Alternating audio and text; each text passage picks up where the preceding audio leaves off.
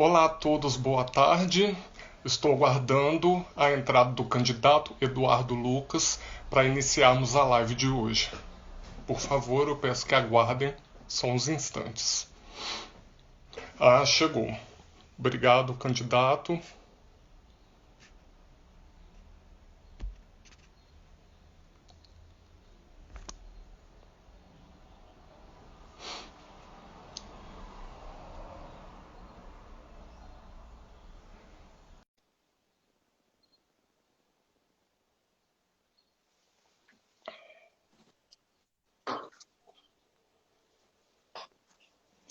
Olá, candidato, boa tarde, tudo bem? Seja bem-vindo. Boa tarde. Muito obrigado pelo convite para participar com vocês aqui, viu? Eu que agradeço. Nós aqui da CESA, eu gostaria de fazer a saudação inicial. Boa tarde a todos que estão nos assistindo pelo portal acessa.com. Continuamos com a série de entrevistas aos candidatos à Prefeitura de Juiz de Fora. O agendamento das entrevistas foi feito de acordo com a ordem alfabética e de acordo com a agenda dos candidatos. Hoje recebemos o candidato Eduardo Lucas, do Partido Democracia Cristã, a quem agradecemos a presença. Essa live ficará salva no Instagram da Acessa.com, bem como no perfil do YouTube e na página do portal. O candidato tem 3 minutos para se apresentar, bem como 5 minutos para responder a cada pergunta. Candidato, eu lhe convido para fazer a sua apresentação pessoal. Bom, inicialmente eu queria agradecer aí a participação de todos que vão nos assistir, já que agradeci a vocês, né, do Acessa.com, dizer que não sou político, estou político exatamente por indignação com o que vem acontecendo em nossa cidade. Eu sou natural daqui, estudei, me formei em engenharia, sou urbanista e urbanizador por muitas décadas, acompanhei o plano diretor de 2001, o de 2015, fui coordenador do planejamento estratégico em 1996, atuo nas regiões dos vazios urbanos e de expansão urbana e compreendendo a cidade em toda a sua amplitude. A partir de 2015 fui convidado a estar na vida pública quando constituí o Instituto Ação Urbana, que veio com o propósito de desenvolver um projeto para Juiz de Fora a partir da sociedade civil organizada. Acabei tendo uma pequena participação no pleito de 2016 e posteriormente em 2018 como pré-candidato a vice-governador. E a partir do ano passado, através da fundação do Pensando em Juiz de Fora, que é um movimento também da sociedade civil organizada, agora me encontro na posição de candidato a prefeito pela Democracia Cristã. Que bom, ficamos aqui então aguardando o resultado do pleito e vou iniciar a série de perguntas. Candidato, na sua opinião, qual região de Juiz de Fora carece hoje de maior atenção por parte do poder público? Olha, a tua pergunta é objetiva, mas eu tenho que contextualizar. A cidade está toda negligenciada, toda abandonada. Quer seja na estrutura, na infraestrutura urbana, de pavimentação, de calçadas, de espaços públicos, de problemas de rede de abastecimento de água, rede de esgoto sanitário, águas pluviais, falta de despoluição dos afluentes do Paraibuna, falta de reurbanização do Rio Paraibuna, que é um tesouro que nós temos, a questão, o núcleo urbano, o patrimônio histórico está sob ameaça por causa de uma superocupação adensada e verticalizada, houve desproteção através de aumentos de coeficiente de ocupação e o plano diretor da cidade não foi suficiente para resguardar. Agora, além disso, as regiões periféricas se encontram mais abandonadas ainda, quer seja na sua infraestrutura, nos seus acessos, construções sendo feitas de qualquer forma, sem uma verificação, sem um acompanhamento maior da fiscalização da prefeitura. E por sermos uma região montanhosa, isso cria problemas porque todo esse material desce pelo movimento das águas e vai assoreando os afluentes e o rio Paraibuna, que está sem dragagem há mais de 25 anos. Então, mas eu diria, e também as regiões dos distritos e subdistritos, porque um prefeito não será só de Juiz de Fora, será do município, não é? De maneira que a cidade toda carece de cuidados. Eu diria que as regiões periféricas requerem mais ainda, por serem pessoas que estão mais vulneráveis e precisando de mais atenção nas situações mais elementares. Candidato, no primeiro semestre de 2020, a cidade fechou mais de 6.400 postos de trabalho. Qual que é a sua proposta para combater o desemprego em Juiz de Fora? O Juiz de Fora já sofre um processo de esvaziamento econômico de longo prazo, né? Por quê? O Estado de Minas sofreu essa diferença pela guerra tributária do ICMS, com 18% em Minas, e a Lei Rosinha, 2%. Então, houve realmente uma evasão enorme de empresas para Sapucaia, para Três Rios, para Levi Gasparian. Tivemos problemas, inclusive, por causa de ISS, que a prefeitura realmente não foi proativa. Nós temos grande parte das indústrias de ir para o Parque Sul, aqui na divisa com Matias Barbosa. Além do mais, a capital Belo Horizonte, ela acaba exercendo uma atração muito grande para todas essas cidades da grande Belo Horizonte, Coronel Fabriciano, Contagem, Betim, né? Agora, também tivemos um abandono completo do nosso parque industrial, né? E realmente a Mercedes, que a gente tinha uma expectativa muito grande, não se confirmou, e mais recentemente perdemos por um detalhe pequeno de infraestrutura, eu que sou engenheiro civil, por apenas 6 quilômetros de acesso a M. Dias, que talvez seja a maior empresa de alimentos do país, um investimento de 1 bilhão e 200 milhões de reais e cerca de 900 empregos. O que está acontecendo é que a cidade não está com a zeladoria adequada, a cidade não está competitiva para atrair novas empresas, e cidades competem. Se Juiz de Fora não resolver essas questões, de ter realmente uma secretaria de economia que prepare a cidade, e nesse aspecto o Covid foi muito mais complicador, né? Tivemos aí, claro que eu defendo protocolos de segurança, porque realmente o vírus é uma realidade, mas houve um exagero, e esse exagero, além do esvaziamento econômico que a gente fora já vinha sofrendo, a situação ficou muito pior ainda, principalmente as micro, pequenas e médias empresas, que nós chegamos a ter aí, a confirmar, cerca de 45% de empresas faliram por conta desse excesso de isolamento. Candidato, a pandemia, né, o senhor acabou de falar, a pandemia causada pelo Covid-19, ela já fez muitas vítimas em Juiz de Fora.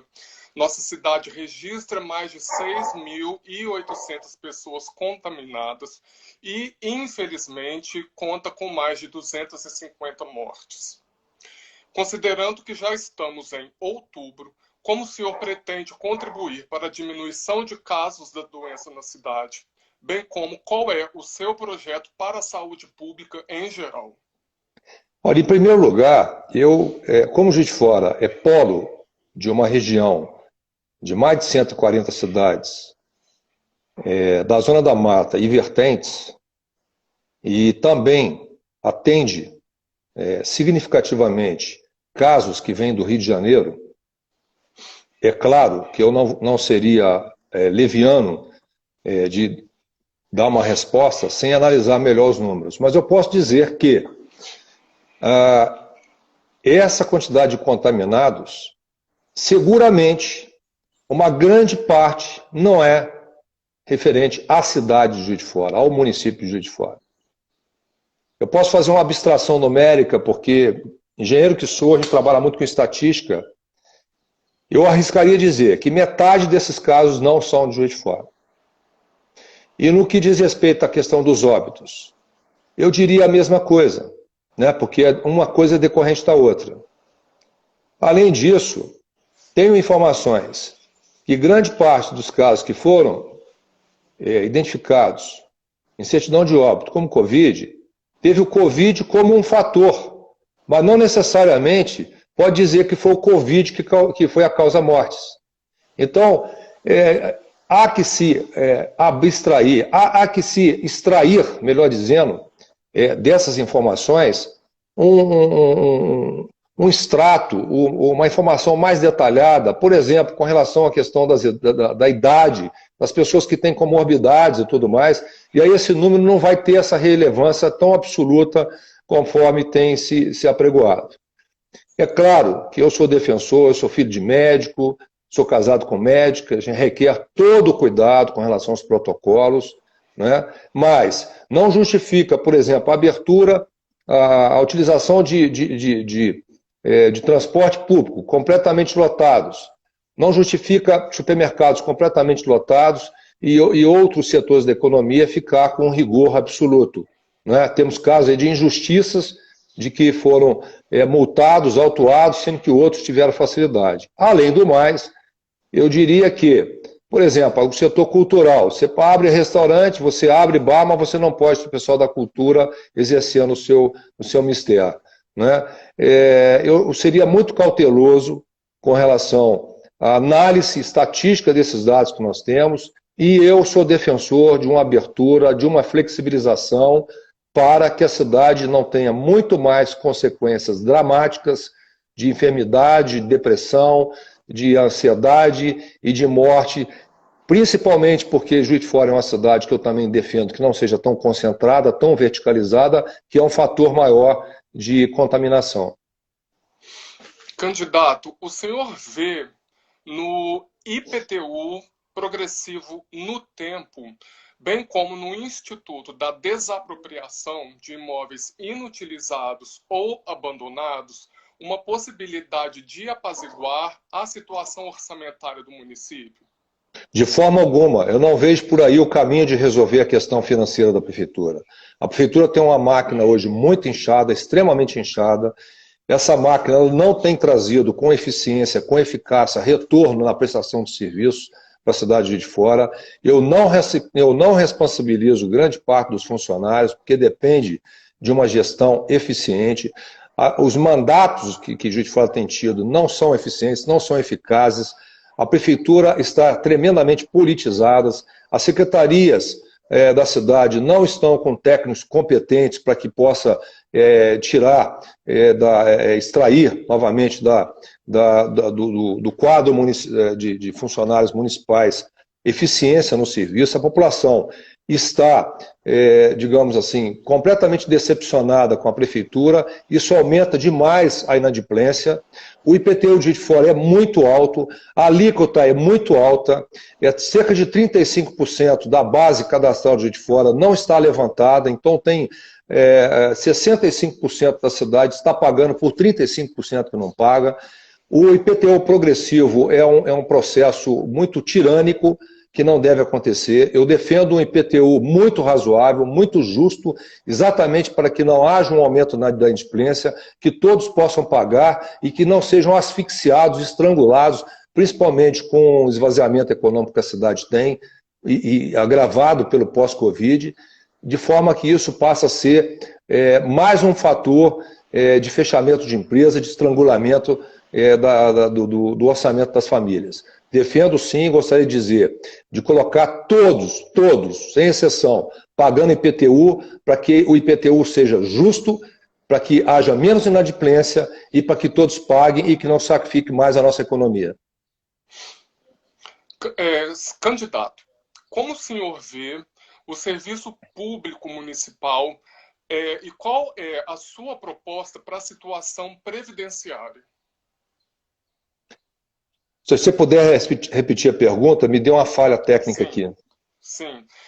Candidato, como o senhor vê o serviço público municipal e qual a sua proposta para a situação previdenciária? Olha, não tem como fazer a gestão de uma cidade sem ter uma representatividade, uma equipe de concursados, e se forem comissionados, que sejam na razão direta da eficiência, da competência, da confiança. Do jeito que está, eu vou citar um exemplo. Juiz de Fora tem cerca hoje, salvo engano, cerca de 19 mil funcionários, sendo que de 4 a 5 mil comissionados. Juiz de Fora tem cerca de 630 mil habitantes. Eu vou comparar com Ribeirão Preto. Ribeirão Preto tem 1 milhão de habitantes, uma renda per capita bem maior que Juiz de Fora e com apenas 8 mil funcionários. Então, o que nós temos, e é claro que eu defendo os excelentes funcionários, porque tem muitos, mas nós temos que ter, sim, uma máquina eficiente, porque o que se arrecada da população tem que voltar para o serviço da prefeitura, da cidade. A prefeitura não pode ser um fim em si mesma. A prefeitura não existe para si mesma, ela existe para servir. Né? No que diz respeito à questão da Previdência, nós temos informações também a confirmar, porque nós não estamos dentro da máquina, de que os valores previdenciários não estão sendo pagos. O furo hoje, nós temos um furo hoje de 4 bilhões de reais da Previdência, né? Que isso é um fator altamente preocupante para as próximas administrações, principalmente para que segue agora a partir de 1º de janeiro de 2021. O que fazer a respeito disso? Tem que alongar esse valor, tem que ver os meios financeiros de gestão financeira pública para se conseguir diferir isso ao longo do tempo, de forma a não asfixiar a administração e retornar a fazer o pagamento previdenciário dos funcionários, porque é uma apropriação indébita se isso não é pago. Isso é um verdadeiro absurdo, passivo das sanções cabíveis.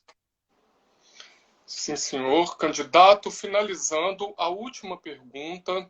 O plano diretor da cidade foi atualizado em 2018, com 18 anos de atraso. Qual a sua proposta para que ele acompanhe o desenvolvimento de Juiz de Fora? O plano diretor de Juiz de Fora, junto com a lei orgânica do município, é extremamente importante. Ele é obrigatório. Ele é, assim, acima de populações de 25 mil habitantes, ele é uma exigência para o Estatuto das Cidades. Eu participei de forma indireta no de 2001, que foi o primeiro, e o segundo deveria ter acontecido em 2011. Neste, eu fui delegado e fui o único relator da sociedade civil. Os colóquios, que foram mais de 30, foram de altíssima qualidade, provando que a prefeitura tem, sim, excelentes profissionais. Só que, na conferência final, na Escola de Cidadania, onde é a CETRA, já houve uma adulteração do plano diretor. Nós, delegados, estávamos em menos número, chegaram pessoas que não estavam habilitadas e acabaram votando por um texto final que não tinha nada a ver com o que vinha sendo discutido e deliberado. Além do mais, ele foi para o Executivo. E no Executivo, ele ficou cerca de 6 meses parado, sofrendo novas modificações ao arrepio da participação da sociedade civil, como previsto na legislação federal. Depois disso, ele deveria, isso em 2015, ele deveria ter ido para a votação, dado toda uma condição de discussão da sociedade, né? Tirar, para você ter ideia, o aeroporto da Serrinha, que é de extrema importância para nós, excluíram o aeroporto como se ele não existisse, ele é um patrimônio público importante para a cidade de Juiz de Fora. E aí, como tinha eleições em 2016, para não atrapalhar a candidatura naquele ano, ele foi julgado para 2017. Quando nós fomos aprovar, quando ele foi ser submetido à aprovação pela Câmara dos Vereadores, eu fiz inclusive um vídeo dizendo: eu sei que vocês vão aprovar ele hoje. E ele está sendo aprovado completamente modificado daquilo que eu, como delegado e como relator, participei. Ele já com cerca de 6 anos de atraso, que o limite seria 2011, sob pena de ter problema de repasse do Fundo de Participação do município. O que aconteceu? Foi aprovado por unanimidade pelos 19 vereadores, inclusive aqueles que se diziam de oposição. Esse plano diretor não nos representa. Esse plano diretor ele facilitou todo o processo de especulação imobiliária que veio acontecer logo em seguida. Sem proteção de estudo de impacto de vizinhança. E um ano antes, de 2015, houve um aumento do coeficiente de 30%, e eu avisei, falei isso na Câmara, inclusive com o presidente da Comissão de Urbanismo, que é o vereador e engenheiro Zé Márcio Garotinho. Vocês estão aumentando em 30%, sendo que a discussão do plano diretor vai ser o ano que vem. Hoje, nós temos um plano diretor que não protege a cidade. Nós, como candidatos, e amanhã, se estivermos na prefeitura, nós vamos chamar de imediato um novo plano diretor para que ele seja justo e que ele realmente proteja Juiz de Fora, para que seja uma cidade justa e próspera e não que fique apenas a serviço de poucos grupos econômicos. Candidato, eu, em nome da Acessa.com, bem como da população de Juiz de Fora, agradeço a sua presença. Obrigado por conceder este breve, mas importante momento de conversa. Boa sorte na campanha. Sigamos todos pelo bem de Juiz de Fora. A todos vocês que nos acompanharam, muito obrigado por estarem conosco. Aproveito para convidar todos vocês para a live que se realizará amanhã com o candidato general Marco Felício, às 15 horas. Candidato, mais uma vez, muito obrigado. Muito obrigado e obrigado a todos que nos assistiram aqui. Parabéns pelo exercício de democracia.